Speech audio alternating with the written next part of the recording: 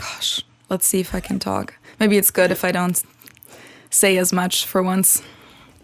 Are you really tired? I don't even feel that tired, but my brain is just really slow in the morning. Yeah. So. Okay. Well, should we just give it a go and see how much of a train wreck this is? Did you get that?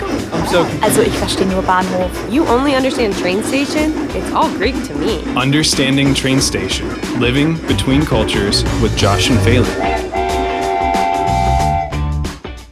Welcome back, everyone. Welcome back to a new episode. I'm Feli. And I'm Josh. And who are we? We need to have a smoother intro. I know. We really need to come up with like a clear intro that we do the same every time. I don't want to say like, hey, I'm a German living in the US, because that's such a broad description. I don't know. It just feels I know. Well, maybe weird. maybe the listeners can give us some input on how we should start our episodes. Yeah, because I feel like most of you guys know who we are. And if you don't, you're going to find out throughout the episode. But anyway, I'm Feli, and the other guy is Josh. Yes. You're German, I'm American, and we live in each other's countries. Yeah, actually, and in each other's cities, too. Yeah, that's the even crazier thing. It's not only that we're in each other's countries, but we're also in each other's hometowns. Yeah. Which is, just kind of crazy, but cool. How's your week been, Faley? Or I guess 2 weeks. Pretty busy, I think. Yeah. Yeah. A lot has happened. Nothing too bad. Just like crazy stuff at home and with my friends, and like, people graduated. I had a lot of stuff going on with work and stuff like that. Mm-hmm. So I honestly wouldn't be able to tell you what I did last week. Like it's just so much has happened that I can't even think about all the stuff that's been going on.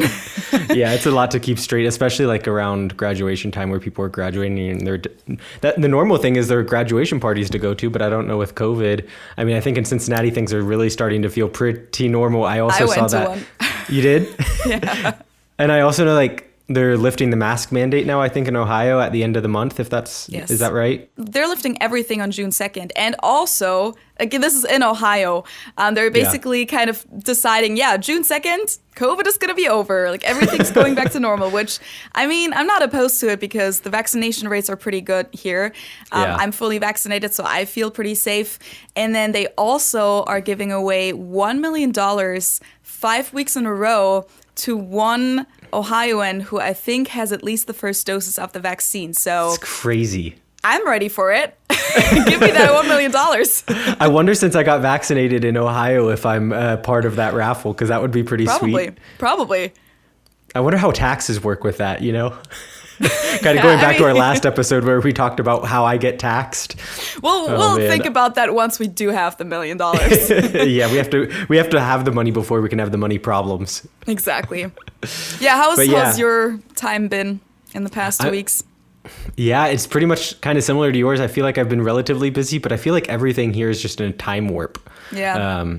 Especially with, I mean, now Munich, the 7-day incidence rate, which is the indicator that they use here in Germany to determine how or what restrictions are in place. Now in Munich, it's under 100, so they've loosened up a lot of the restrictions, which is really nice. That's great. But I mean, the weather has been pretty sucky the last couple of days, and for the foreseeable future, it's going to rain and rain and rain. So it's not like I feel like we can really take advantage of it, but generally, it's just been kind of a normal 2 weeks for me. Yeah, nothing too exciting. Yeah, that's the time right now, I think. But like the weather, funny that you said that.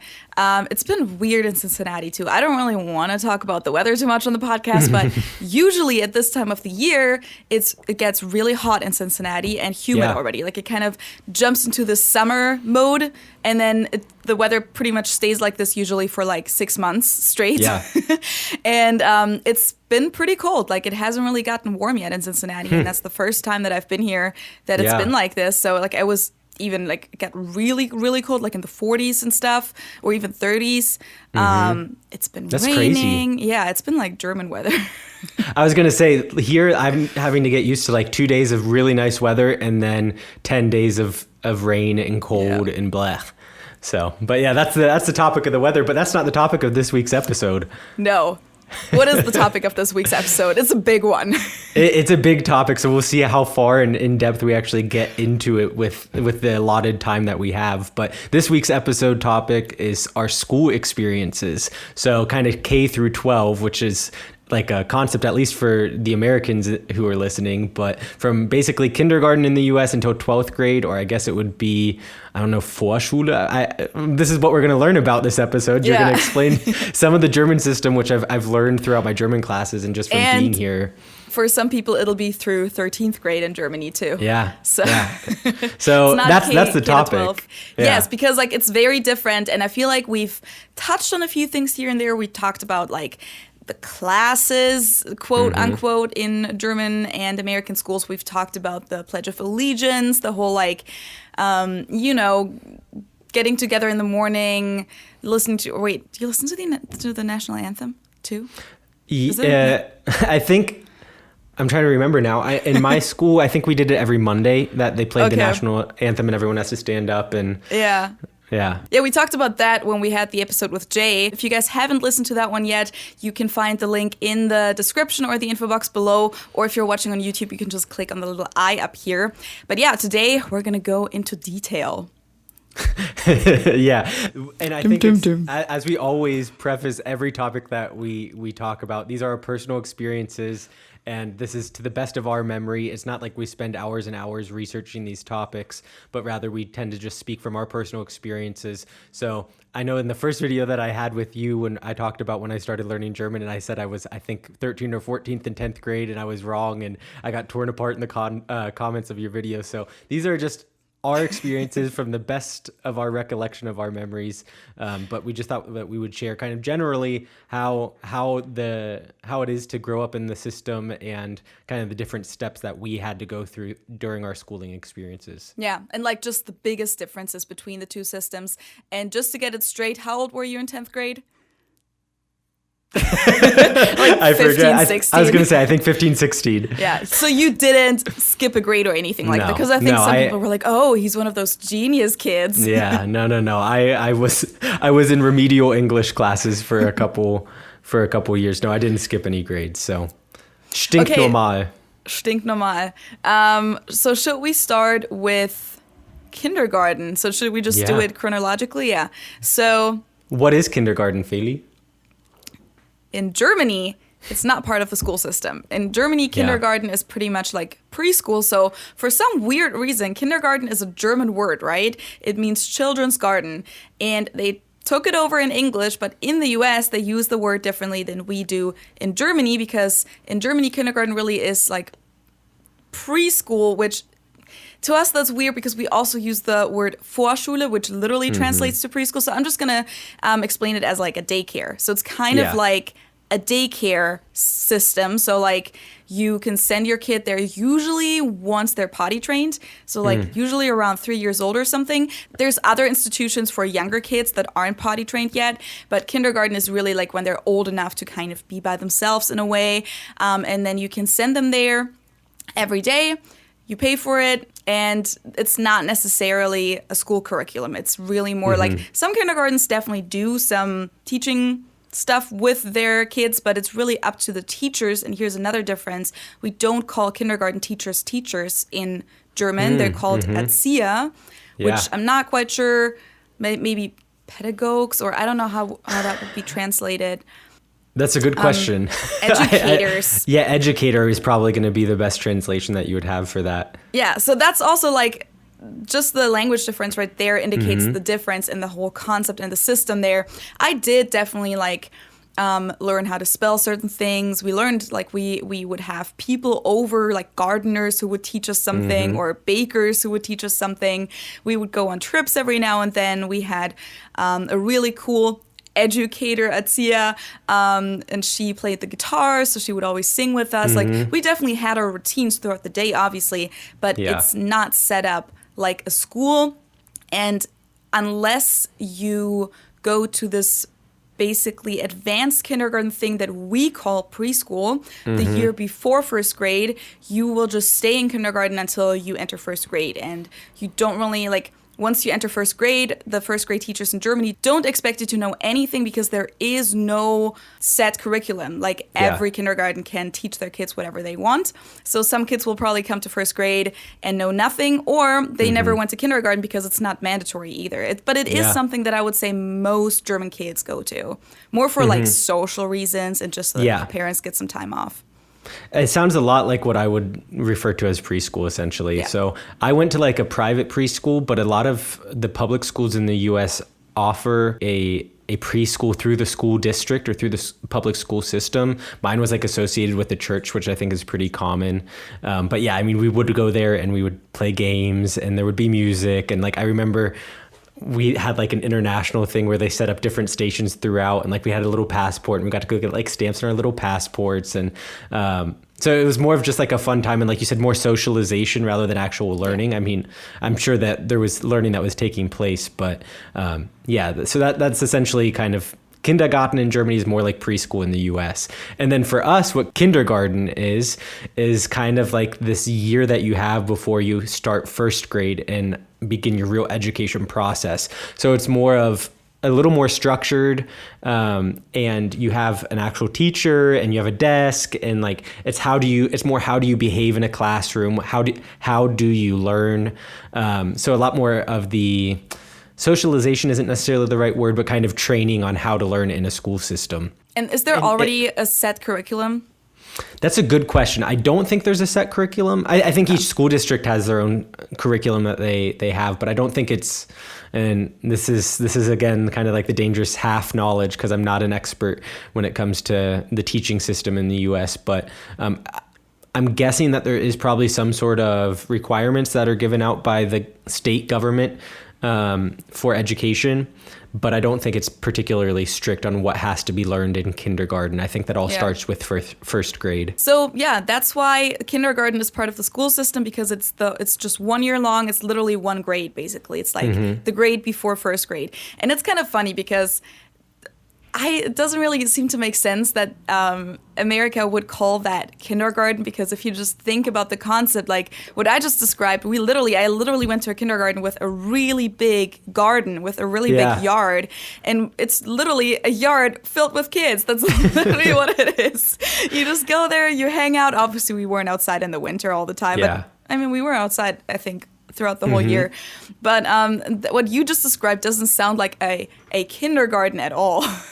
Yeah, like I mean, we had a pretty big playground where we would go spend time too. But yeah, I would agree that it would be interesting, like, who was the first person to decide that this is what kindergarten is, even though it's different than the German concept of it. I feel like someone just got that mixed up, because I feel like obviously preschool is what that should be, in my opinion, which, just to clarify that, I said that we also have this Vorschule concept, this preschool concept. It's kind of like a voluntary part. It's usually part of the kindergartens. I know that my kindergarten offered, like, it was just the next room, and that was the Vorschulkindergarten, pretty much. So the preschool kindergarten, and it was usually for the kids that had their birthdays like around August, September. So like some of them would stay in kindergarten for another year before they actually entered first grade. And especially for those kids, they would stay in the preschool kindergarten, and there the teachers would actually, challenge them a little bit more, practice a little bit more writing with them, and prepare them for actual school a little bit more than they did in regular kindergarten. Exactly. So we've kind of started to touch on this topic, or I did at least, when I was talking about the public school system or the school district, which I think is kind of one of the big differences between the US and Germany. Obviously, you have a public system of education in the US and in Germany. But I feel like in the US, you're much more bound to the school district. So where you go to school is based off of where you live in the public system. And then you really stick with the same kids in the same school. Everyone goes kind of along the same path. So you have an elementary school building, then you have a middle school building, you have a junior high building, and then a high school. And you kind of travel with all of the same kids to all of these different buildings throughout your schooling. Whereas in Germany, my understanding is that like you'll have like your Grundschule, and then after that, you can decide, depending on what school you're going to, it's going to be possibly different people, different location, and it's not necessarily associated with where you live? Yes, exactly. So to start out, we don't really have a private school system in Germany. That's the biggest difference, I think. There is private schools in Germany, but there's really just a few of them. And compared to the US, they don't necessarily always have the best reputation. And by that, I mean, like, of course, they have a good reputation. Like, you pay a lot of money to get your kids into that. But public schools in Germany are so good, we don't really need private schools. So like private schools are either like special schools such as international schools or like, you know, English schools where people have half the classes in English or most of the classes in English, something like that, or French schools, something like that. Or it kind of has the reputation that that parents whose kids can't make it through public school by themselves go to private school, and then they basically like buy their degree more or less. Really? Okay. Yeah. So there is a few schools in Munich, and I know a couple people. For example, Nymphenburger Gymnasium in Munich is known for that. And I'm not trying to bash the school at all, but I definitely have some friends who went there. And compared to the public school system, which is very strict in Germany, and this is different because like in the US, it's kind of normal to be able to do extra tasks and extra assignments to gain extra credit or ask your teachers to give you a better grade. I'm not trying to like bash the American system either, but that's kind of normal in the US. Not normal at all in Germany. That is a no-go. Like, you cannot just walk up to your teacher and ask for a grade. Like, if you didn't deserve it, you're bad. But at private school, that is definitely a thing that they help you a little bit more. So yeah, that's the difference there. But there really is just a few private schools in Germany in general. Like, everyone pretty much goes to a public school because there is no need to go anywhere else. But about the school districts, yes. So for kindergarten, you can go wherever. And really, there is a pretty big shortage right now with kindergartens and Kitas, Kindertagesstätten, which is pretty much the same thing. So you're lucky if you get a spot for your kid at all. So you have to take whatever you can get wherever it is in the city, even if it's like a half an hour drive. For elementary school, that's really the only school where you're assigned to your elementary school. So you do go to the closest one in your district. Okay. I think there can be exceptions, but most kids do exactly that. And usually German kids also walk to their elementary school, in most cases without the parents. And then after fourth grade in most of the German states, because in a couple German states, I think elementary school goes through sixth grade, but usually after fourth grade, you go to the secondary school. And that is exactly how you said, Josh. You can basically pick your school by, you know, what level of school you're going to, what focus you want the school to be, you know, maybe where your friends go, what part of town you want the school to be in. And then, yeah, you pretty much spread out. I went to a school that was fairly close to where I grew up. So a lot of people happened to also choose that school because it was close. So I did go to Gymnasium, to the secondary school, with a lot of people that I also went to elementary school with. But there was also, you know, it was maybe like 25% of the people that I already knew. And then all the other people in my grade were strangers. So, yeah. And no, exactly. That's kind of how I was taught how the German system works as well, and it's definitely different than the American system in that regard. But one thing that is true of both the U.S. system and the German system is that the education is managed on the state level as opposed to the federal level. There are federal guidelines and federal initiatives, but at the end of the day, it's the states who are responsible for it. Which in the U.S. seems to make a lot of sense. In Germany, honestly, it's one of the big points of criticism because we have 16 states within Germany. Germany is a fairly small country compared to the US. I mean, we do have 80 million people. There are 83 or something at this point. But still, you don't need 16 different education systems, and they're really so different in some cases that when families move around, it's really hard for their kids to just switch schools like that. Like, it doesn't go very smoothly in a lot of cases, which is kind of ridiculous. Like, that should be changed, but it's so hard to change that at this point that we're probably going to keep that for a long time. Yeah, and there's an initiative in the U.S. too called the Common Core that is trying to standardize everything throughout the U.S., which from an economic perspective would make a lot of sense because, like you said, you're going to prevent people from moving because of difficulties with their children having to get into a new system. So we'll see what happens in the next couple of years as far as that's concerned. But beneath the state level, at least in the US, then it's broken down by district, and each district also has kind of their normal curriculum that they have the state requirements that they have to meet, but then they're responsible for figuring out how to get people to meet those requirements. So like maybe I can explain some about how my school district was set up, to give you kind of an idea of a pretty normal, I would say, at least for me, it seems normal because it was my experience, US school system. So you have, like we talked about, kindergarten, and then you have elementary school, which in my case, elementary school was considered from so kindergarten until 4th grade. So that was all in one building. And then after that, we had an intermediate school, which was for 5th and 6th grade. And then after those 2 years, we moved to a junior high school, which was then 7th and 8th grade. And then you have high school. Which in some other places is called middle school, right? So junior high and middle school is pretty much the same thing. Yeah, and it really, that's what I was saying, is it depends what school district you're in, because they can name it pretty much however they want. Like I know some schools where they are K through 5, and then they have 6, 7, and 8 in one building, and then you have high school in another building. It's pretty trivial, and it doesn't really matter as long as you're meeting the state required testing or the state test requirements.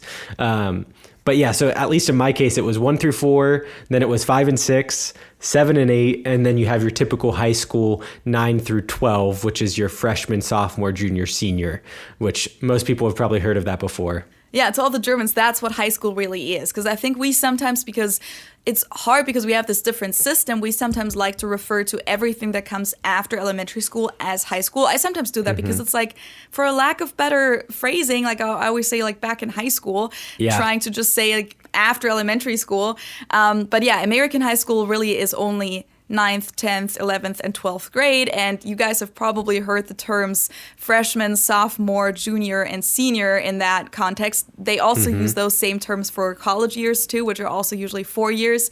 But yeah, that's something that a lot of Germans know from American pop culture. And some might have never known what that really meant or what even the difference is between junior high and middle school. Because I know that a lot of like cartoons or other high school TV shows would use one of those terms, and I always thought it was like junior high came first. No, I always thought middle school came first, then junior high, then high school before I came to the US. And then I was like, oh, okay, interesting. I didn't understand that the school system was so different in the different school system in the different school districts. Yeah, exactly. It was I remember too, it took me forever to really understand, okay, freshman is 9th grade, sophomore is 10th grade. Like I remember I needed a couple of weeks to really get used to that when I first started getting into like the high school system. Yeah. So it definitely was an adjustment. I would say one of the big differences between like middle school and elementary school and then junior high and high school is like kind of the school culture. High school is very cliquey, at least it was in my experience. Like you see in a lot of movies, it's pretty close to reality, I would say. Obviously a little exaggerated. But like school dances, that didn't start until I think 7th grade. And junior high is when we started having school dances. So like we didn't have that when we were younger. There were different events that we would have. Like I remember we had like a Halloween lock-in at the school, and like they turned one of the hallways into like a haunted hallway, and like there were different festivals that you would have at the school, but I felt like there was a lot more school spirit and like the typical American school experience in the upper grades, so like 7th until 12th. Maybe you could explain some of the German system though, because I know for the Americans, it's most of them have probably never heard of it. And then I remember when I first learned it, I was like, this is so discriminatory. I hate it. I wanted to talk about the parties for a second before I get into the other stuff, because it's funny because like at German schools, just in Germany in general, we're like so open when it comes to like partying. And I know that when I told Americans for the first time that we would have summer festivals like Sommerfeste at the end of every school year, all the teachers would be there, all the parents would be there, all the kids would be there, like on school property. And obviously there was alcohol. And obviously if you were a student over 16, you were also allowed to drink with your parents and with your teachers. Yeah, that's and crazy. That's like a pretty big no-go in the US to even have alcohol on school premises usually. I don't even know if it's legal. I'm Yeah, trying I'm to think pretty sure because it's not. because I'm thinking now like high school football games, because that's where people really like will see teachers outside of the classroom, people from the community, parents will come. It's like a big event, but I don't think they actually. Yeah, they didn't serve alcohol there. What am I saying? Yeah, no, there definitely was no alcohol on school premises. Yeah, and for us that's like normal, and also we had Unterstufenparties. So like I'm gonna get into that in a second, but our secondary schools go from 5th through whenever they end grade. So like in my case, 5th through 12th grade, and it's all one school, one building. So there's a lot of different ages there, obviously. And Unterstufe, so like the lower class kind of, is 5th, 6th, and 7th grade. And that's really just a term that they use to talk about these grades. It doesn't really mean anything, but we did have Unterstufenparties, so like lower grade parties where only the younger kids were invited, and then they would have people from the student government basically take care of us or organize the party for us. And, you know, people would actually dress up, and I don't think there was like there was maybe a little bit of alcohol involved for like the older kids, but I mainly remember that I would go there in like 5th and 6th grade because like in 7th grade you were already too cool to go to the little kids parties. But like you would go there, you would dress up, and then they actually had a dance floor, and like girls and guys like actually dance with each other, and it was like they would have party games and stuff like that. So kids in German schools kind of start acting pretty grown up starting in 5th grade, like a little bit more grown up at least than in the US, I would argue. So it just made me think of that when you talked about the school dances. Yeah, I mean, like I said, we definitely had parties, but there was definitely no alcohol allowed. I mean, I know like in high school, people will sneak a flask in, and like it's like a big thing at prom to be drinking. But yeah, that's another part besides just the school system in and of itself. So maybe we can jump back and explain kind of what happens after Grundschule, which is essentially the equivalent of elementary school. Yes, it also means the same thing. Grundschule is from 1st through 4th grade, as I said, in most states. And then you basically get divided into 3 different school systems, depending on how good your grades are in 4th grade. And that is definitely also a big point of criticism in my mind and for a lot of other people, because in 4th grade, you're really only, 9 years old? How old are you? 9 or 10 maybe? You know, that's not my area of expertise. But you're young, and you've only had a few years, and you only usually have like one main teacher. I think that's the same in American elementary schools, that you have one teacher who pretty much teaches all of the subjects, with maybe like a couple of exceptions. We had I think a music teacher. I think we had an art teacher. But what if like your teacher just doesn't like you? You're kind of screwed. And also, it's really only a GPA, quote unquote, based on 3 different subjects, which is German, math, and then this other subject, I think, what's it even called? HSU, I think, so HSU, which is kind of like a mix of science and geography and history, so like pretty much like everything else in a way almost. It's like a catch-all. Yeah, and then based on that GPA, they recommend you to one of the 3 following schools, which basically the next schools are divided by levels. So there's Hauptschule, which is the lowest, quote unquote, and that one goes from 5th through 9th grade only. So you're done with school after 9th grade. We also, I should say, have a law that says it's mandatory to go to school in Germany for at least 9 years. That means that you can even graduate school before 9th grade if you want to. If you want to drop out of school, you can if you've repeated a grade. So like if you, for example, do 8th grade twice, that also means you did attend school for 9 years. So you're not legally obliged to go to school for longer if you don't want to. But usually most people have at least their 9th grade diploma, so the Hauptschulabschluss, or they can also take part in a testing system which gives them like a higher 9th grade diploma. It's called the Quali. Most people choose to do that.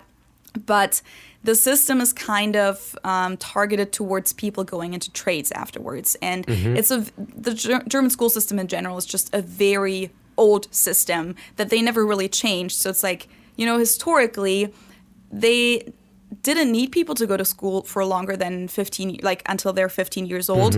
And they didn't need everyone to go to university because, you know, 200 years ago, 300 years ago, that was not really a thing for everyone. That was only for the intellectual people. which obviously has changed, but they didn't really change the school system. But anyway, we still have like learning a trade in an apprenticeship is still a major part of the German system afterwards, of the German work system. So if you go to the middle school, quote unquote, it's actually called Realschule. That one goes until 10th grade, and you get the Mittlere Reife as your diploma afterwards. And then you can either go to an additional kind of school that is basically targeted towards those kids who then do 11th and 12th grade at like another school, and they can basically get the highest diploma if they want to. Like they can work their up towards going to university, or they can also just, start working, learn a trade. And then there's the highest school system, which is called Gymnasium, which is spelled like gymnasium. That's where I went to. And that's the one that was traditionally targeted towards people who would then go to university. So like the intellectuals, quote unquote. And that one usually goes either through 12th or 13th grade. That was a really big mess in the past, like 15 years.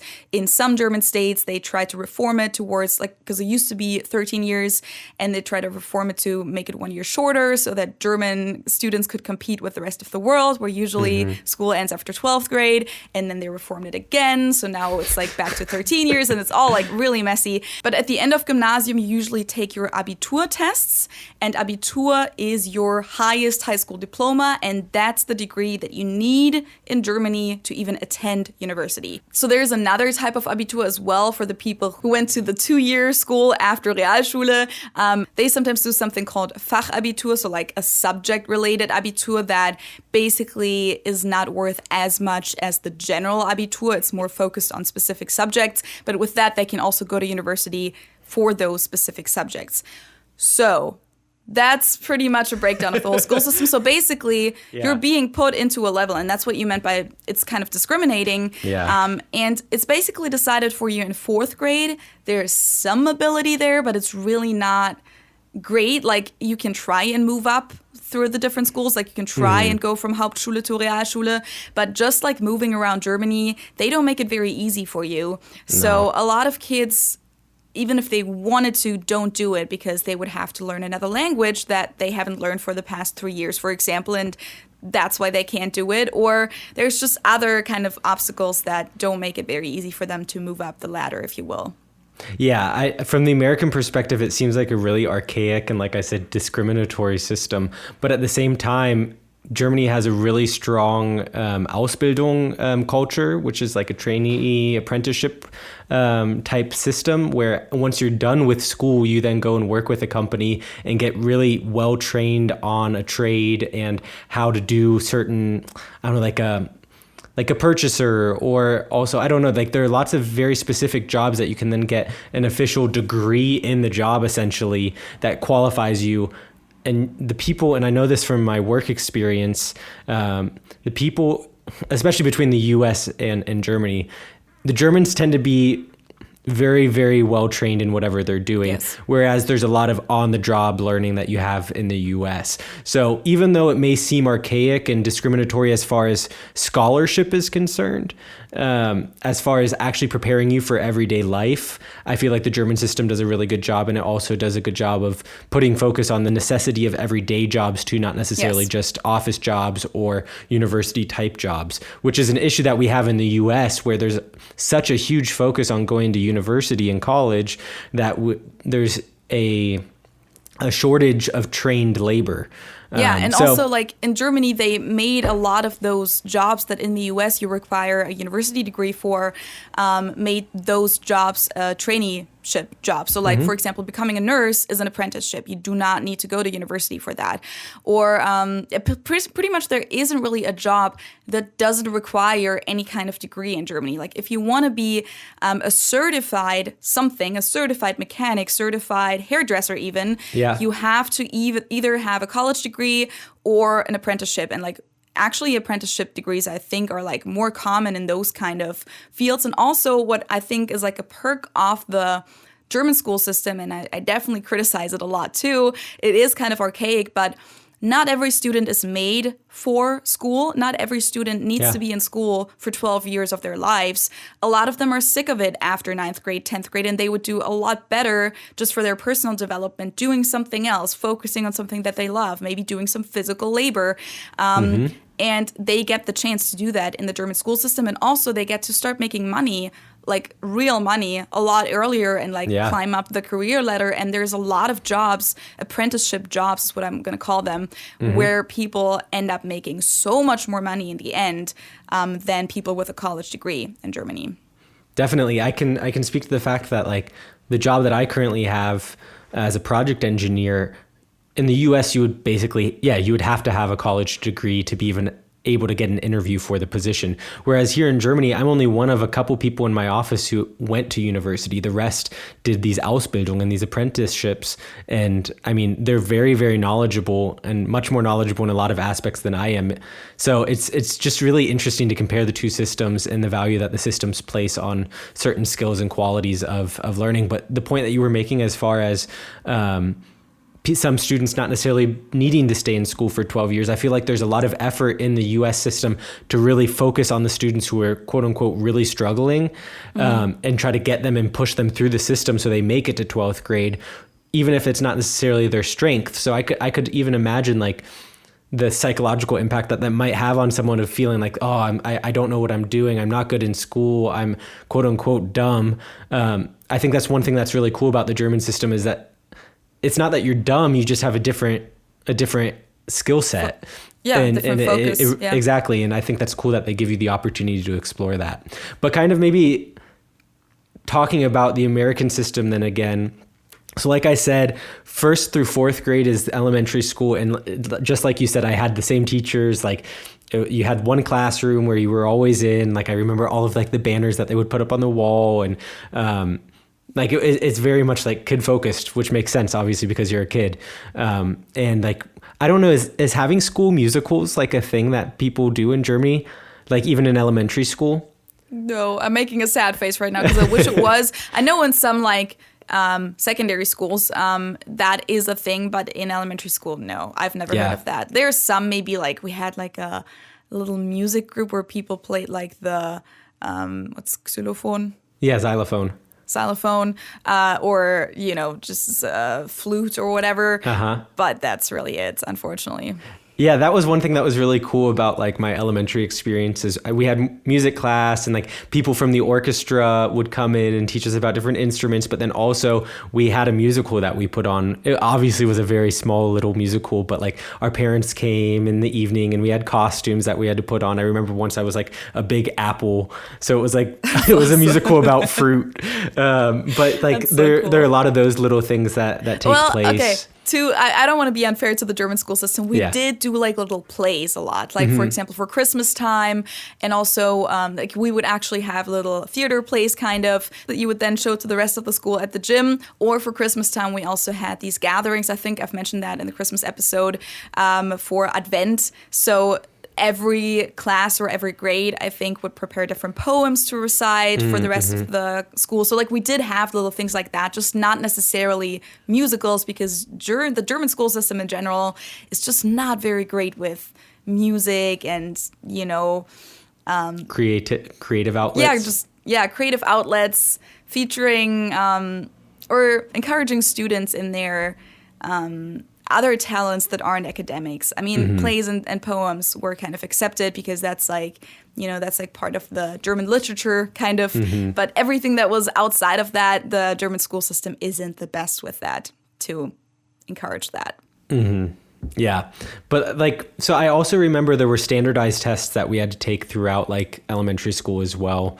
Like at the end of each year, I think it was called the OAT is what it was called in Ohio. Like I didn't know that. We called it the OATs, and it stood for Ohio Assessment Test, I think. So it was a standardized test from the state of Ohio that all of the students had to take, and then they would be checking like your reading level and make sure that you're able to move on to the next levels. So yeah, every year there were like the OATs that was a focus, and I remember that going even into middle school and junior high as well. Like 7th grade, I had those. Yeah, little like just topic that I want to drop in here. We don't really have standardized testing in Germany at all. There is a few, so definitely not in elementary school, and not really at all throughout the other parts of school, not even in college, really. We have a lot of standardized testing. There were a couple Jahrgangsstufentests, is what they called them, throughout Gymnasium. I think it was after 5th, 6th, and 10th grade. So only like 3 times, which is really just for the state of Bavaria, which is like the state that I'm from, to just kind of get an overview of where people were standing. But besides that, we didn't really have that, what you also said about the school districts, that they had to provide certain test scores. Yeah, we didn't really have standardized testing at all. And the school system, like, because you said you have the school districts in the US, for us, it's really just the state. And then the different schools are responsible for themselves. But yeah. So it's interesting that you guys had that in elementary school. Yeah. And I mean, I don't remember that like in 1st and 2nd grade, but I definitely remember maybe starting in 5th grade, actually, now that I'm thinking more about it, that we had that. But it definitely was still pretty early on that we were being trained to take these standardized tests. And a lot of the teaching that took place was to be able to pass these tests. And they were oftentimes multiple choice tests, which is a difference, I think, between the US and Germany. I think you guys have some multiple choice tests, but I would say in the US, Hardly. the standard, in the US, the standard is a multiple choice test. And then in Germany, I would say it's more long form responses where you have to actually come up with the answer on yourself by yourself. Always, usually, except for those Jahrgangsstufentests and maybe like a couple tests for me in college. Like I know in university, it's like a little different for some subjects. They do that a lot more. But throughout like the regular school system, whenever you did have something like that, which as I said, was very rare, you'd be like, oh, jackpot, that's easy. Because like you could just guess. But yeah, usually we'd have tests where you have a blank page or like, a prompt and then lines. Or your math sheet that you had to solve things on. And if you didn't know anything, you were screwed. Yeah, you don't have that too often in the US, or at least in my experience, we didn't have that too often. One thing that I was going to bring up too that is kind of US specific with the standardized tests, based on how well the school as a whole does, they get a rating. And then depending on how well your school is doing and the test scores the school is getting, you get that kind of has an influence on how much money the school gets from the state. I'm not sure if that also applies to the German system, but I don't think so. Yeah. So but people, I might also be wrong. So when people are moving within a city or moving to a new city, oftentimes they look to see what school districts are the best. So then they move there so their children can go to that public school. So, and then also property values in those school districts tend to be higher than in the school districts where there's less, where the schools aren't quite as good. And then that also is kind of a snowball effect on people who are making less money live in the districts with poorer schools. So then the schools are getting less money because the people who live in those districts pay less in taxes. So it's just kind of a bad snowball effect that can take place in the US when it comes to that. Yeah, and that's like a pretty big topic in the US too. I mean, that also has to do with the whole redlining topic, right? Because like, as you just said, the people that live in that school district, their taxes also go towards that specific school, right? Yep. Which is not the case in Germany. Yeah, and then there's like oftentimes the talk of passing the school levy. You'll see like big advertisement campaigns for school districts that are trying to pass a levy, which is essentially raising taxes for the school district to raise more money for the school if they don't have enough money. So in quote unquote good school districts, oftentimes they're able to pass a levy if the people have the money to pay for it. People who live in the district then get to vote on if they want to raise the taxes or not. But yeah, that's just like another tidbit that is very common. But I think one thing that is a huge difference between the two systems also is like the concept of school spirit. Okay, wait, before we go into that, I kind of wanted to talk about the different levels because we talked about the levels in German schools, different levels at American schools, because I was always jealous of that. I think the American school system handles that a lot better, even though we just said like, okay, maybe like the focus on the trades could be there a little bit more and not pushing people through it if it's not for them. But just in general, how does that work at American schools? I feel like the American school system, as far as like the different levels is concerned, is pretty simple. I mean, everyone is in first grade, everyone's in second, all the way through pretty much to high school. And then even within high school, everyone's going through the same grades all the way until 12.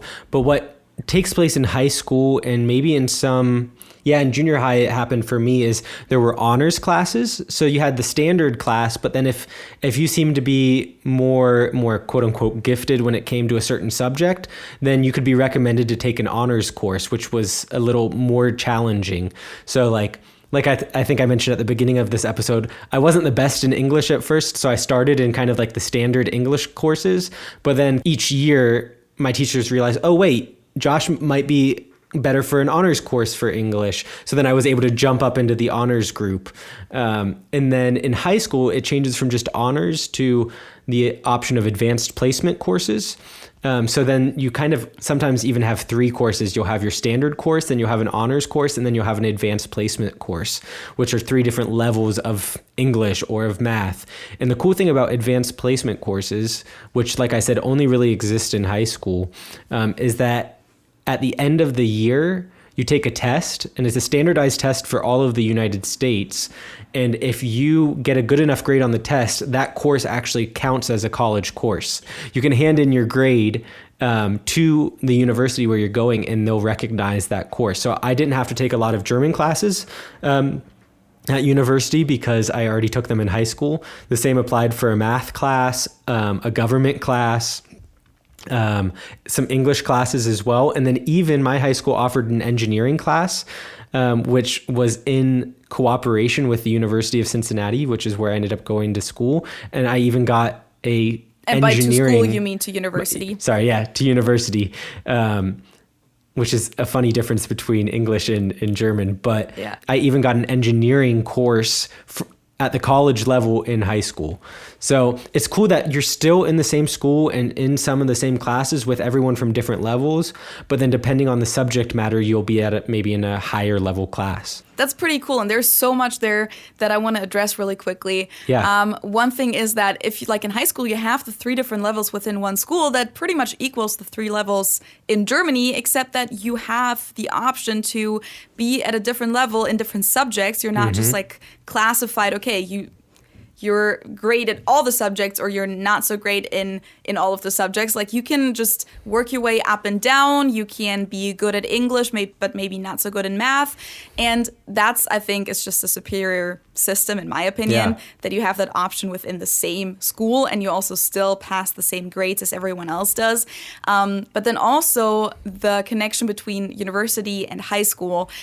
Just in general, the American school system is a lot more coherent in a way, whereas in Germany, they don't really, like, especially between the regular school system and universities, there's really not a lot of overlap there. Like, it's really not meant to be intertwined in any way. Like, they don't really, there isn't the same subjects, the same classes, and definitely not the same credit or grade system at all. So that wouldn't be a thing. But also, I would say it's a little bit less in Germany that people are actually supposed or it's assumed. What's the word? Expected to go to university. So it's not really you go to high school and then you go to college for 4 years. No, like university in Germany traditionally is just a lot more flexible and individual, and they kind of changed it in the past 10 to 15 years, and we're not going to get into detail about that in this episode because that's a whole different topic.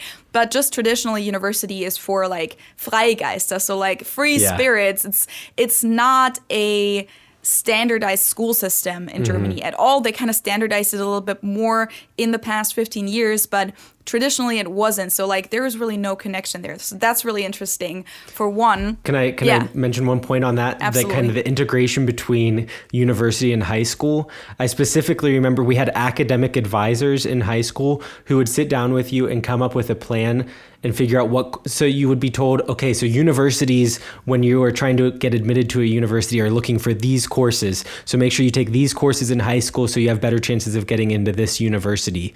And then universities' representatives would actually come into the high school and kind of do marketing and try to sell the university so that you come and study at their university. Yeah, so which, it's like, very universities in the intertwined. US are more of a business, which obviously, as I said, we're not going to get into detail with that, but they're not a business in Germany because there's no university tuition in Germany for public universities. So it's just everything about that is just different. The last thing though that I want you also to get back into is the whole, what you just said, like taking courses, and you had like an engineering class, for example. Yeah. In Germany, that's like the subjects, we don't even call them classes, we call them subjects, are defined by the state. So they're part of the state curriculum, and they will decide, okay, you're going to have 3 hours of English and so many hours of German in 5th grade. And then in 6th grade, you're going to have these subjects. So like we didn't have history in 5th grade, for example. We had history in 6th grade. And I think You didn't have any history in 5th grade?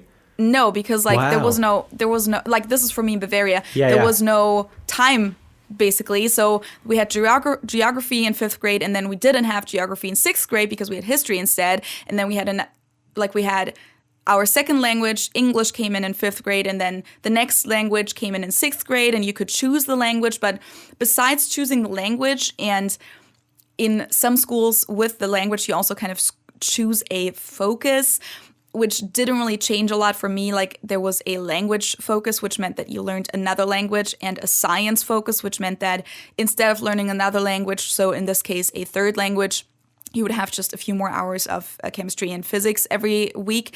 But besides that, you don't have any flexibility in the German school system as to what you want to take and what you want to focus on. It's all predetermined, how many hours, which subjects for everyone.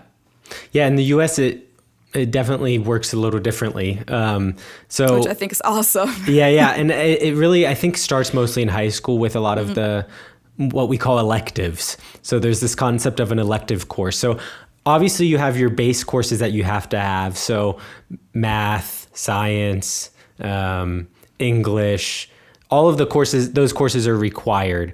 But then on top of that, we have the concept of electives, which you get to choose what course you want. So then there's a group of electives. So like chemistry was a base course, but my high school also offered forensic science. So then you could take a forensic science course and learn about fingerprinting and blood splatters and like crime scene stuff, which was really so cool. I didn't take that class, but we had a journalism class. There's like the yearbook class, that the class was essentially in charge of making the yearbook. I would have loved that. Yeah, exactly. It's really cool. There was digital media arts. So there was equipment like cameras and editing equipment that people could use for that class. Like I said, we had an engineering class where we built a catapult. We built like robots too. There are lots of different courses that you can choose. I'm trying to think if there are any other interesting high school courses that we were able to choose. But at the end of the day, you have basically your set curriculum, and then they're blocked out spaces for these classes that you then have to choose and figure out what you want to do. And you sit down with your academic advisor to figure that out. Which you don't have an academic advisor in German schools either. That's not a thing. You don't have that at university even. And I should also say, money. I went to a well-funded suburban school.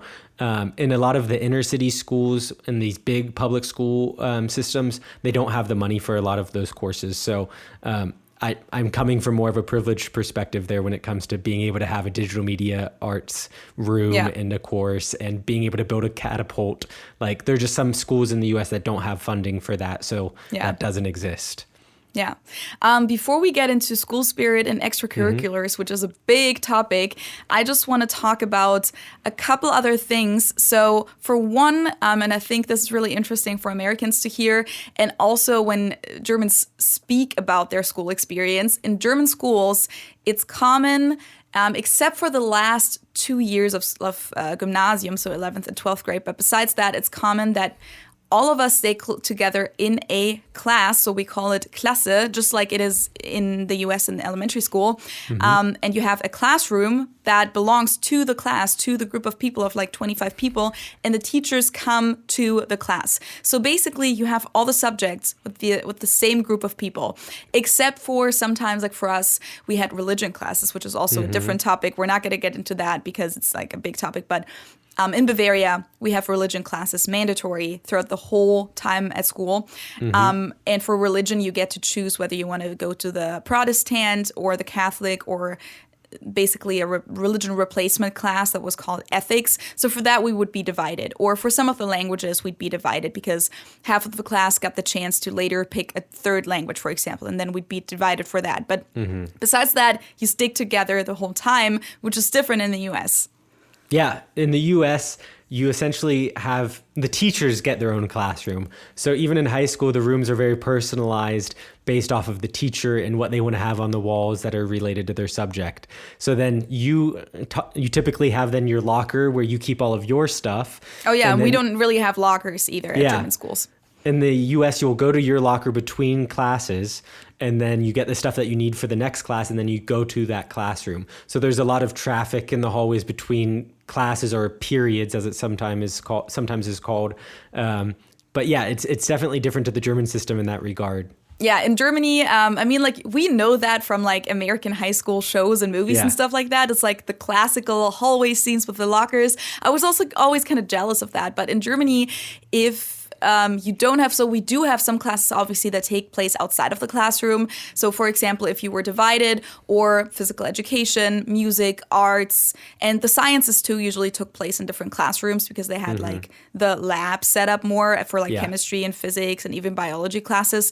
But besides that, you would kind of leave your stuff in your classroom in between classes. Even if you had, like, a break, you would just maybe grab your food or your water bottle or something and like walk out of the classroom downstairs usually. So like most schools have like a downstairs, which is like the break area, and then hang out there and then go back upstairs, and you wouldn't have to carry around your stuff all day.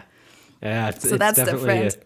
A big difference there. One of the other differences between the two systems is that in the US, in high schools, you have, we'll say 7 or 8 periods a day.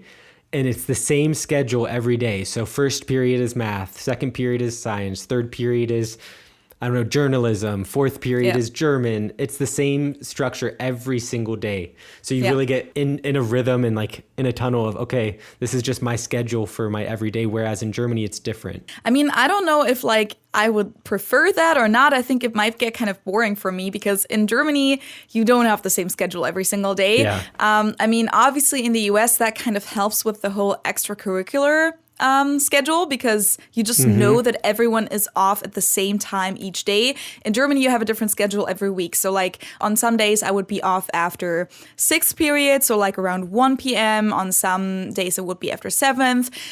In like the lower classes, it was even earlier sometimes. And then sometimes we'd have to stay until like 3:30 p.m. in the afternoon. So yeah, it was just different every single week. Or no, not every single week, every single day. But the weekly schedule was the same, of course. Okay, that was going to be my follow-up question on that was like, did you constantly have to check your schedule? But no. You get used to it because, okay. I was going to say that would be a lot to try to keep track of. I also have a question. So how long does that schedule stay for you guys? Is it throughout the whole school year or just one semester? One semester. So okay, because we don't really have semesters in school. We have whole school years. Okay, that's interesting. Yeah. So my school, we had semesters. Some school have trimesters. So then it's different 3 times a year. But no, generally I would say most schools have semester schedules. Yeah. So that's definitely a difference. Well, we do have semesters in the last 2 years of at least Gymnasium. It's like the Oberstufe usually have semesters then, and also throughout those 2 years, you are usually able to pick a few classes. Like we had like 2 different seminars that were actually structured like a college seminar kind of, that had an actual topics instead of just a subject like it usually is in German school. So I don't want to be unfair to the German school system. Yeah. But I mean, they don't even have that in the other types of school, and you don't have that throughout most of your time at the German school system. It's really just 11th and 12th grade, and we couldn't pick a whole lot, just a couple of things. And we could, I think, decide that we didn't want to take one of the sciences for any longer and one of the languages. So I think in 12th grade, I didn't have any physics anymore, or even 11th grade maybe. I think, 11th and 12th grade didn't have any physics anymore because I chose not to, and didn't have French in my last year, I don't think. Is there still like music and art in the Oberstufe or no? Yes, I think so. That's a good question though. Wait, I think do you choose one of them? I don't think I had art classes anymore. I think I chose music. Yeah, you're right. Yeah. I forgot about that. I think you choose. Yeah. Yeah, because I mean, in the U.S., you can continue those all the way through. The reason I was asking was because like typical American, like you have your, and I'm sure it exists in Germany too, but like you have your jocks, you have the cheerleaders, you have the soccer players, you have the nerds. You don't really have that. And then you have the band geeks, and I was part of the band group for a while. With that, we need to talk about the school spirit and the extracurriculars because it's such a big part of American schools. And that's also where the cliques kind of come from. Mm-hmm. We don't really have that at German schools, to be honest. Obviously, there's like interest groups and people with different fashion style and just general interests and maybe like the geeks that are just better at school. But no, we don't have those major groups like you guys do. So. Which I think for Americans is really hard to even imagine, like school without extracurriculars, because it's such an integral part of the American school system. Yeah. So like for me, I started playing football and then I switched cliques basically and went from football to band, which is like social suicide. But yeah, so like in the American school system, you don't have to do an extracurricular, but again, it's very important to getting into colleges because colleges don't just look at your academics, but they also look at your social engagements. Yeah. And when I say college, I mean university. But yeah, so it's very common that like there's marching band, which I did. There's football and all of the different sports teams. So I played tennis as well. So then within each group, you kind of form your own little clique, and then different school districts compete against each other. So in Europe, it's mostly club based, which is completely separate from the school. Whereas like my high school, like we had like a mascot that was the knight, and it was always like then like against the neighboring schools, and there were big rivalries that then developed between the schools, and like, oh, you go to this school, I go to this school, we can't be friends because we're rivals. So there really there's this whole culture that grows from it, and then it kind of all culminates at the sports games. So mostly at football games on Friday night. So Friday night football games are like a huge thing in the community because the band plays there. They're the cheerleaders. There's the football team.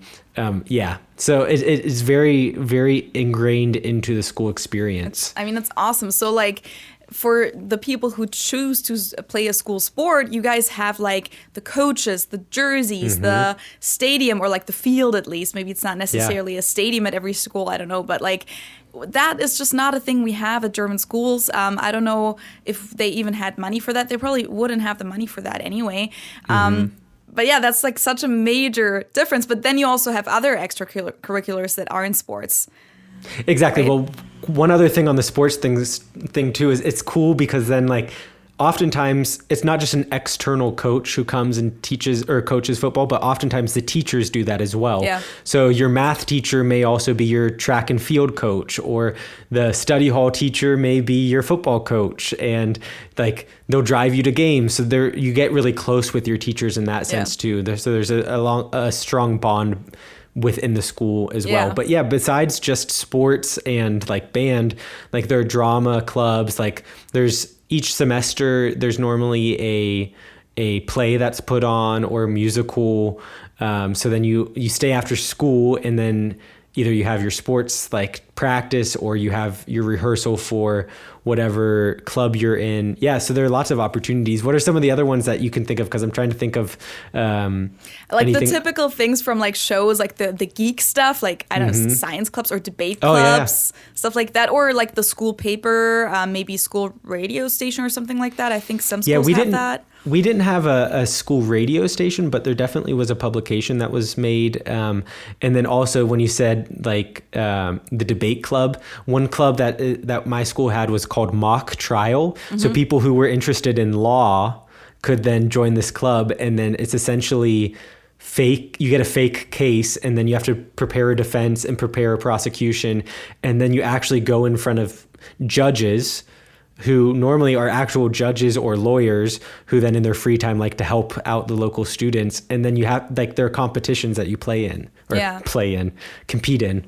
Well, for me as someone who's really interested in like music and dancing, I know that like besides the cheerleading, there's also usually like either dance like club. a cheerleading dancing club or like just a dance club or something like that, like a choir.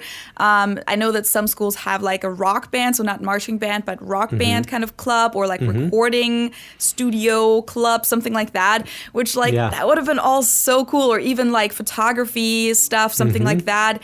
I'm so jealous. I really, for those reasons, really wish that I'd gone to an American high school. And also what I really like about this whole like school spirit thing, and I know there's always two sides to the coin, and like you said, like it gets really cliquey, but I feel like Americans are just really good at doing things 100%.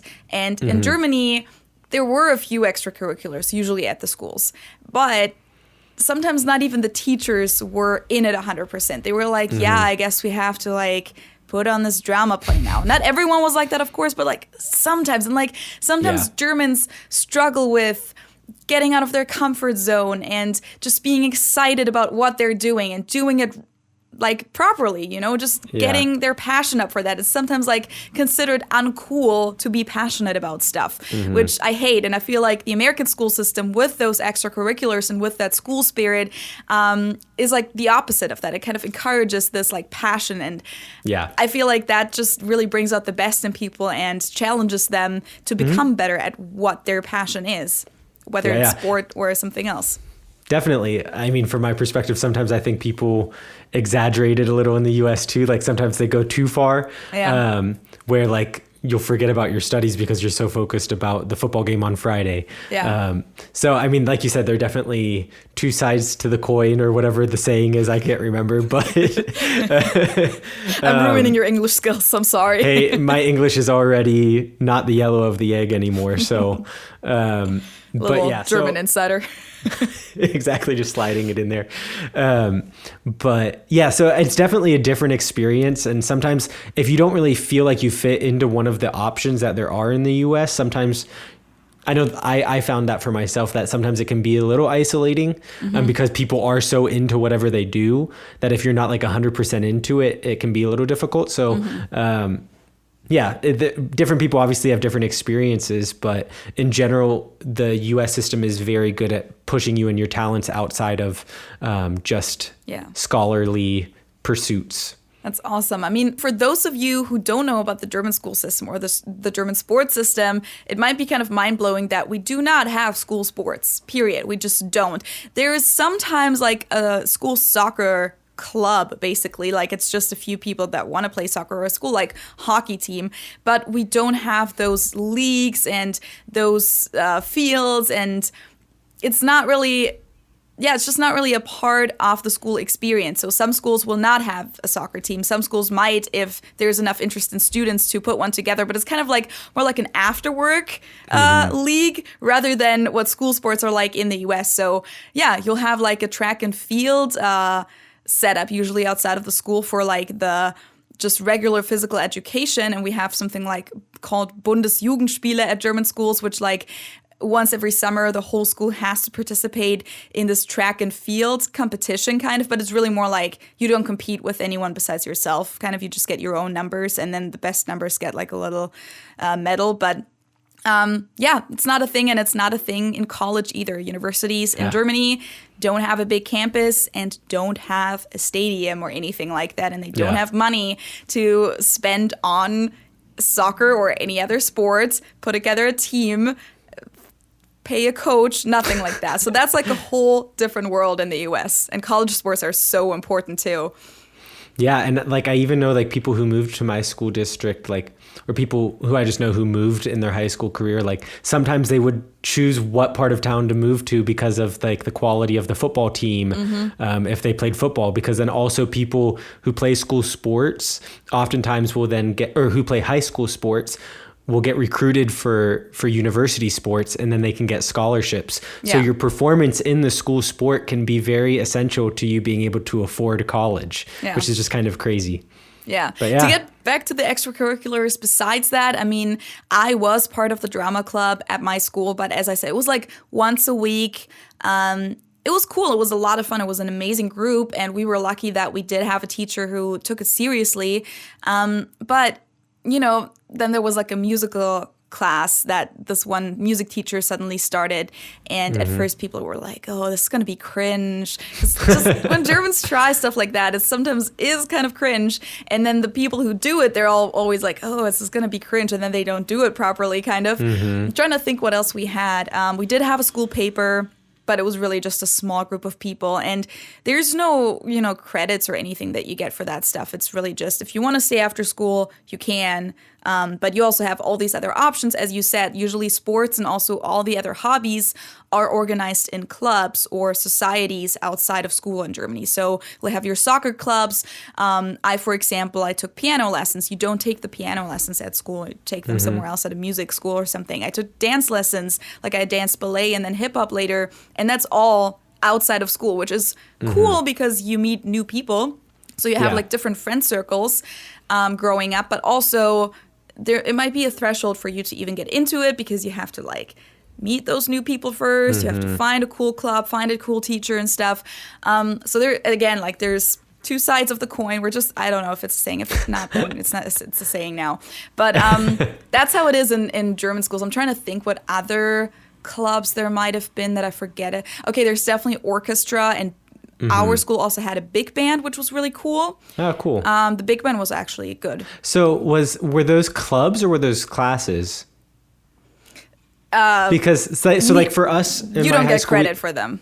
Oh, okay. Because like in my high school, we had band and we had orchestra, and those were classes that you got credit for. Yeah. But then, for example, we had a jazz band, and that was outside of school, and that was like a club. Sorry, I actually at the end, so again, like the last 2 years of gymnasium, you could get credit for those, I think. Okay. But throughout the regular part of school where like you couldn't really choose anything, no, you didn't get credit for that. That was all voluntarily.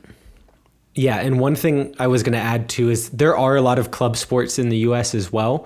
And I think that's one interesting thing. Like in Germany, you kind of have to pursue it more to find a club. If you just stay in the standard US school system, you're going to get pretty well-rounded in a lot of those talent areas, as opposed to Germany where you have to actively seek it. But then also I know a lot of people who played like club soccer because the level of soccer was higher and it was something they were really passionate about. But yeah, so the clubs still exist in the US, and oftentimes they take things to a higher level. But there's just that base offering at a lot of schools of just the standard sports. Which is awesome because I actually do know a lot of people who never did anything outside of school. Like they never pursued any of those hobbies, partly maybe because they weren't interested, but also maybe because nobody pushed them to. Nobody even gave them the opportunity. Like, especially with like families from lower socioeconomic classes, they might just not have the people who would guide them towards that because also for a lot of the clubs, the parents have to pay for it too. And, then there's a lot of people who just never try any of that. So I think that's awesome that American schools give their students that opportunity to try all these different things and maybe discover their passion that they never knew they had. Yeah, definitely. So kind of taking a step back because we got into the school spirit because it's something that's exciting to talk about. But regarding the academics in the United States, I can speak for my county that I was in 10th grade, you had the option to, if you didn't think that you were going to pursue college, move kind of schools and go to what they called the career center, which then focused more on trades. So like plumbing, hairdressing, a lot of the things where in Germany you would need like an Ausbildung, one of these apprenticeships, they offered at this career center. So I know a few people who changed from the normal school system to the career center, but it wasn't particularly popular because there's a lot of social pressure to go to university. But so how long does it take to then get like a certification in one of those things? That's a good question. I'm not sure. I know I think it's significantly less though than in Germany. I know for some trades, like in Germany, you have to, because the regular apprenticeships that we talked about earlier, I don't think we mentioned that they usually last 3 years. So 3 years of training, every year your salary is going to rise a little bit. And then you have a Berufsschule, so professional school on top of it. And even for a hairdresser, you have to do that. Whereas in the US, I believe that you sometimes just have to go to beauty school for like 3 months or something like that. Yeah, I was going to say, I think 3 months is pretty standard for like hairdressing. So it's very, very different in that regard. Another difference that I forgot to mention, you talked about in Germany, the Abitur, which is kind of like the requirement to get into university. In Ohio, at least, we did things a little differently. In 10th grade, we had to take something that was called the Ohio graduation test, which was a standardized test that everyone in all of Ohio had to take. And in order to graduate from high school, you had to pass the test. But the test was not... Yeah. So the test itself, though, was not particularly difficult. Okay. I mean, I was relatively good in school, so I didn't find it difficult at all. And most people in my school didn't find it difficult. It was pretty basic, but then also, if you didn't pass it the first time when you take it in 10th grade, you still have 2 more years to try to pass it so you can graduate after 12 years. But the Ohio graduation test is just to graduate high school and get a high school diploma. But in order to get into university, you have to have a high school diploma, or sometimes referred to as a GED if you dropped out of school and then go back to school to get it after the standard time. I think general education diploma or something is what GED stands for. But besides the high school diploma, you also oftentimes have to take another standardized test, which is a private test that you have to pay for, called the ACT or SAT. So there are 2 companies that provide these tests, and they're very similar, but the scoring is different. And then depending on how well you do on that test, a school will accept you or admit you to the school or not. And then by also, school, you mean university again, which just the vocabulary so maybe, difference. Yeah, we can explain that kind of somewhat too. Is in the US, we refer to everything as school. A learning institution is a school to us. Whereas in Germany, if you call something a Schule, you're referring to more of like K through 12. Yes. And then if you're referring to like a college or a university, it would be Universität. Yeah, or Uni as like the Or short form. Uni, Yeah, so exactly. if you say Schule in German, you definitely do not refer to college or university. So that's why I'm always like trying to get you to say university so that the German listeners aren't confused. I remember there was one German family at my high school, and the kids grew up in the U.S. basically, and it was always funny, like, I would see them or hear them talk to their parents, and then they would be like, "Ja, ich bin gerade in der Schule," even though they were at like university. Mm-hmm. And Yeah. it just sounded like sweet. And you're like, "Oh," It sounds weird in German, yeah.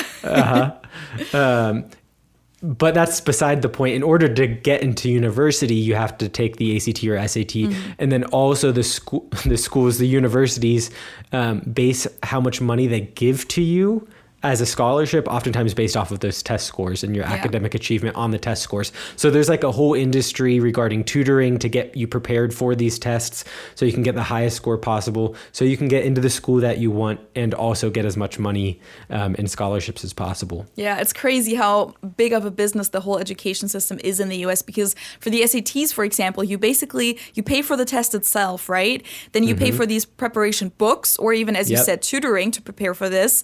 And then it also helps you to pay less afterwards for the really, really pricey universities that you're going to have to pay tens of thousands of dollars for. Whereas in Germany, everything's free pretty much. I mean, you have to pay a few fees at university, but besides that, everything is tax funded. You don't have to pay anything at public schools for any of that. But the big thing is, and that was always mind-blowing to me as a German, you don't graduate from a German school, like a Gymnasium, or even Realschule, without taking these major tests. You don't just finish 12th grade and then you're done and then you just have your diploma. No. Whereas in the US, like, except for, like you said, the Ohio test that you just mentioned, I didn't even know about that. But usually you finish 12th grade and then you're done, and then you graduated, and then you have a high school diploma just like that, just by finishing the last grade. In Germany, for Gymnasium, the tests are especially important, but for Realschule too, you take the Mittlere Reife tests, which are also pretty big. But the Abitur tests is what Gymnasium ends on, pretty much. Like, your whole time at the Gymnasium basically goes towards the Abitur tests at the end. And they're major, they're really challenging. A lot of people fail them. Well, not a lot of people. There's always people who fail them, even though you're already at the highest level of a school. Like, you're already supposed to be one of the more qualified people. There's a few things that you can choose there. You can choose some of the subjects, but some of them you also can't. Like in Bavaria, it was mandatory to do a written German, written math, and then also either written or oral language, one of your second language tests. And then you can choose 2 more for just a colloquial test. So it's 5 subjects in general that are tested, and the grades that you get on those tests are the major part of your final high school diploma test.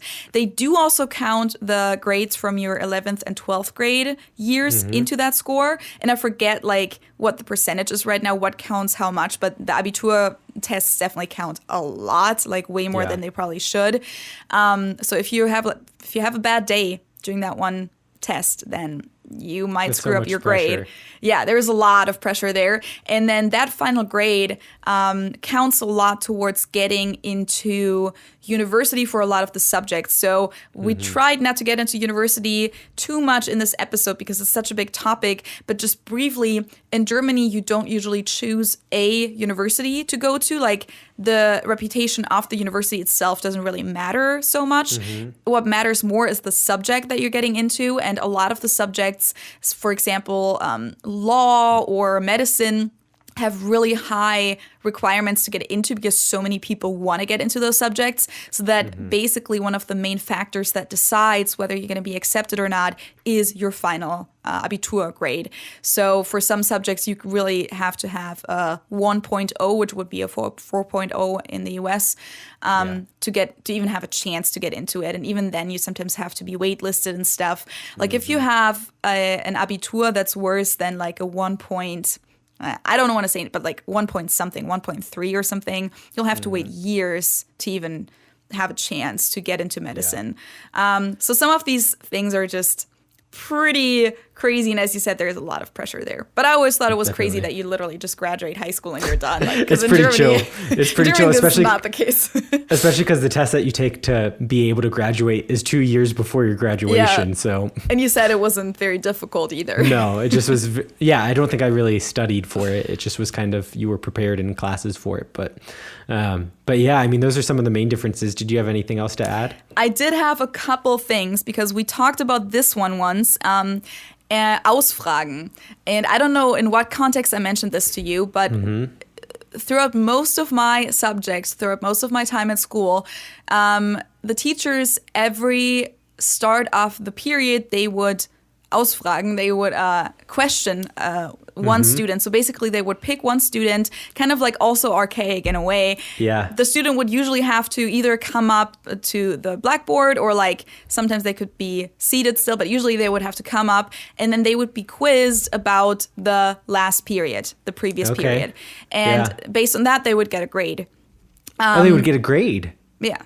Wow. Yeah. Okay. So like, that's intense. Yeah, so every period for most subjects, because some teachers chose not to really do that, but most of the teachers at my school did, you would like sit there, like even during the breaks, you would sit there and read through your notes from the previous period, like previous class, and be like, okay, try and remember it all last minute, like try and remember the vocab, try and remember, and then sometimes you would have to go up to the board and sometimes even draw stuff or do the math problem on the board and stuff. And that's a lot of pressure. And I think we talked about it because one of my teachers had this like secret system as to who would be whose turn it would be next, because he did it every single time. He was very persistent about it.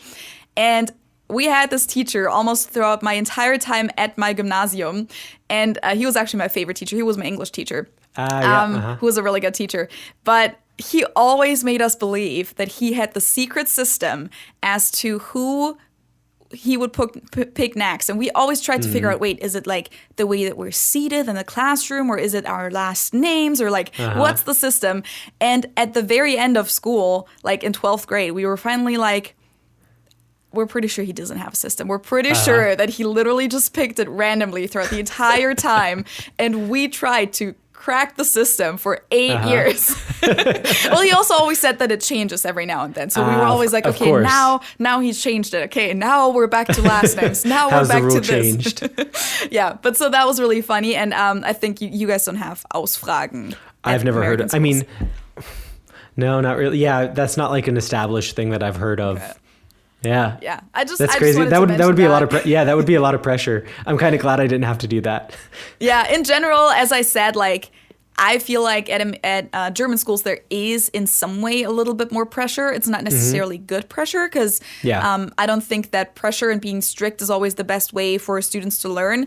But there's definitely like not a lot of flexibility, and there's definitely like being strict is the best way to teach. And if you failed the test or something, or if you didn't do well in the test, there's no way to make up for it. Like teachers won't usually give you a chance to do extra assignments, as I said at the beginning of the episode. Yeah. So yeah, that's you just can the whole you can definitely thing. you can negotiate with teachers in the U.S. They even do that at college. Like when I taught German at the University of Cincinnati, people would come up to me all the time and like try and negotiate their grade.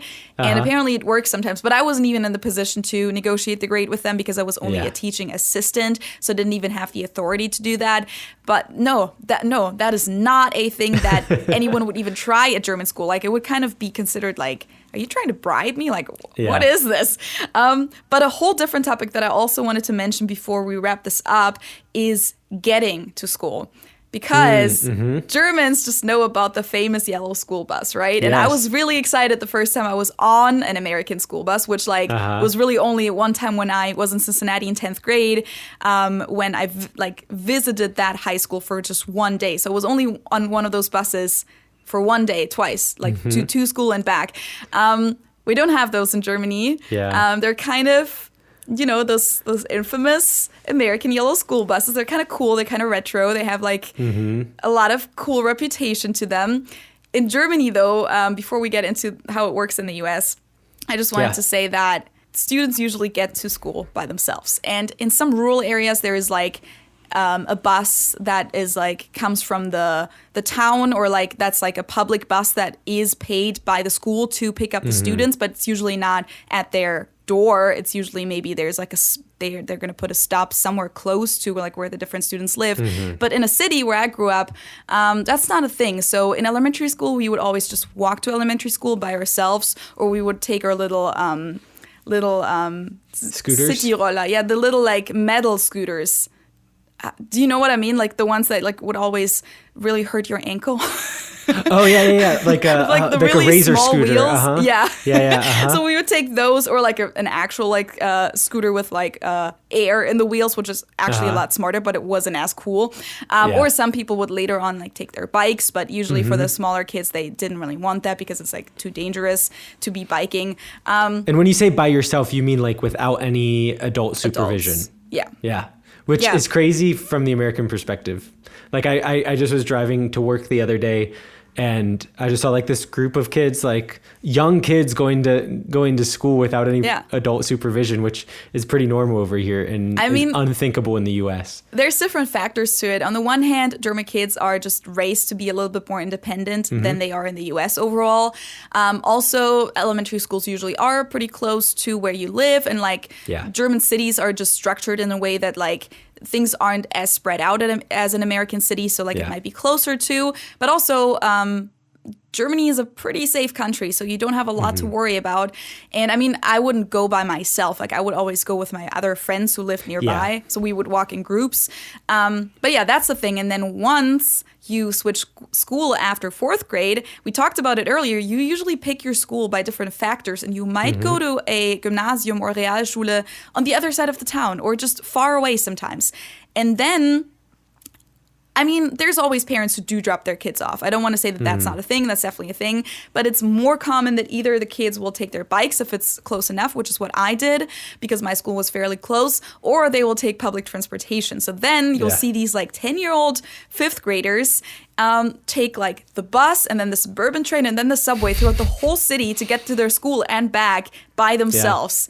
And that's also, I think, the reason for that is partly that kids are more independent, but also through that, kids become a lot more independent pretty early on in Germany. So it's a pretty big difference. Definitely, because in the U.S. it's different. Like for example, like you mentioned the school buses. My mom was actually my school bus driver for a couple of years when I was young. They don't pick you up at your house necessarily, but oftentimes the way that it works is there are quite a few stops along the bus line, but like maybe within a 2-block area, you'll have one meeting spot for everyone, and then they pick. But for pick you some up. districts, they do pick you up at your house, right? I mean, my bus stop was at my house. Okay, so yeah.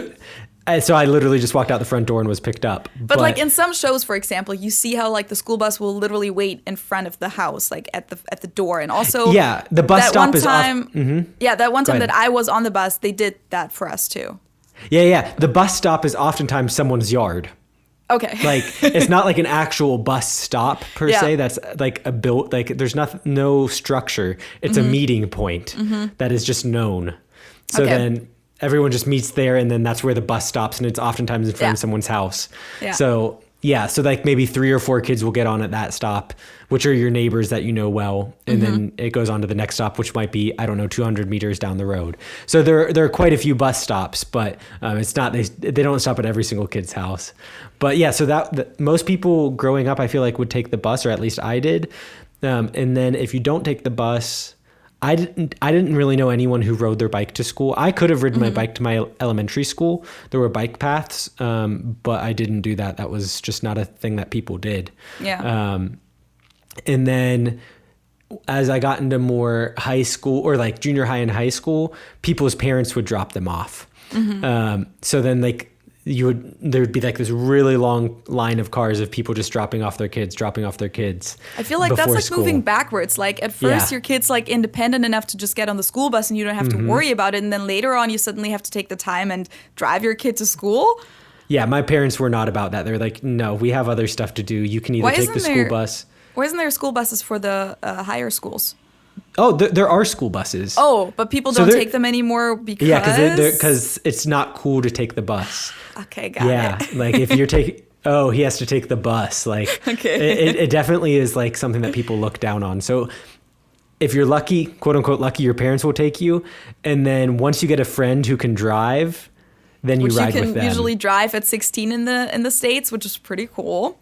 Exactly. So then oftentimes like in your friend group, or like my siblings' friends would take us to school. So Pretty like cool. I think when I was in 7th grade, one of my sister's friends took us to school because they already had their driver's license. Because in Germany, you have to wait until you're 18 until you can drive. And by that time, I mean, now that they went back to the 13 years of Gymnasium, you'll still have like 1 full year that you'll be able to drive yourself. So that's cool. But like when I went to school and it was only 12 years, you maybe have like 2 months or something. So you'll drive your car to your Abitur exams, but that's it. Yeah. And the parking lots wouldn't be big enough either, because like parking lots we at had to schools park in on the the US are street. huge. Yeah, like our parking lots. I mean, first of all, as I said, I went to school in the city, and like there's just no parking in the city in general. But we had like a little teachers parking lot that was reserved for the teachers, and then you would have to street park if you wanted to drive to school yourself. Yeah, it was like a big thing to apply for a parking spot at the school, because like you had to pay for it. Yeah, it's crazy. But we've been going on for a while now. Do you have any other topics that you want to add, or should we go ahead and wrap up? That was it. That was all of it. Everything that I had on my little notes list. So I think we covered a lot today. We covered a lot of ground. So if you made it to the end in one sitting, congratulations. Yeah, props to you. Exactly. If not, you know what the pause button is. So we appreciate you guys joining us this week, and hopefully you were able to learn something kind of just from our experiences in the 2 different systems. If you want to stay in contact with us or let us know your thoughts on these topics, feel free to leave us some comments if you're watching on YouTube in the comments section. Please share your experiences too, because maybe some of the German listeners' experiences were different going to school, like maybe in a different state or different type of school or different time, and maybe some American experiences were different to your experiences, Josh. Yeah, there'll be a lot of different American experiences. That's so let going us to be know. interesting to read about that. Yeah. So yeah, let us know in the comments what your experiences were and how you've enjoyed this episode. If you want to reach out to us and you're not listening/watching on YouTube, then feel free to send us an email. We have an email address, which is understandingtrainstation@gmail.com. You guys can also find us on Instagram. It's at Understanding Train Station. You can follow us there. We haven't really been posting a lot. That's kind of on us, but you can message us on there. And we do post whenever the new episode is out. And then you can also stay in contact with us / support us on Patreon, which is patreon.com/understandingtrainstation. It's like a monthly subscription. You get to message us, get some extra content like bloopers and stuff like that. And we also do these monthly hangout sessions with our patrons. I mean, you don't have to be a part of that, but you can if you want to. And you can also support us on buymeacoffee.com, which is buymeacoffee.com/UTS podcast. And that's really just like a little donation for us. If you choose to support us, thank you guys so much. We appreciate you. Of course, you can also subscribe on YouTube and on Spotify and Apple Podcasts, wherever you're listening right now. We appreciate that too. Leave us a review. And with that, I think you're just going to hear from us in 2 weeks on Thursday. Yes, we will see you guys in 2 weeks. We'll see you. They're going to see us, maybe. Well, yeah, we won't. Yeah, you'll see us. We won't see you. I'll see you. You'll see me. I'll see you, Josh. And with that, stay safe, everyone. And until next time, tschüss. Servus.